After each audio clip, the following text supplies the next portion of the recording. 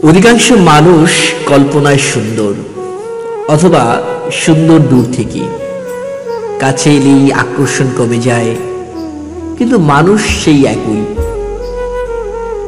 কারো সম্পর্কে যত কম জানা যায়, সে তত ভালো মানুষ।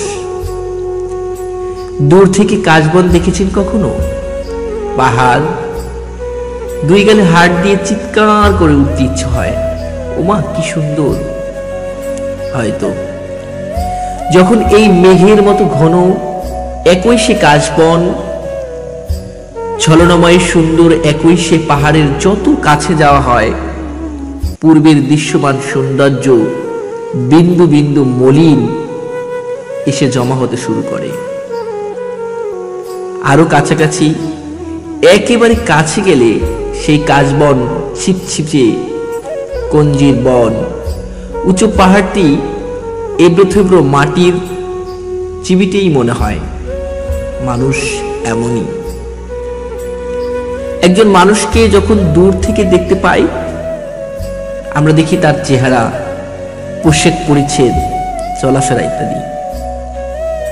যখন সে মানুষটার কাছাকাছি হওয়া যায়, তখন দেখা যায় ভেতরের মানুষটাকে, তার স্বভাব চরিত্র, আচার ব্যবহার, অভ্যাস, প্রকৃত চালচলন। আর তখনই বিপত্তি। একজনকে দূর থেকে দেখে তার সম্পর্কে জানা আর কাছ থেকে তাকে জানা একই রকম হয় না। শতভাগ ক্ষেত্রে না জেনে শুনে, না মিশে একজন সম্পর্কে আরেকজন যা ভেবে থাকে তাই ভুল হয়। দূর থেকে ভালো লাগে, কাছাকাছি হলে সবকিছু মলিন হয়ে যায়। পৃথিবীতে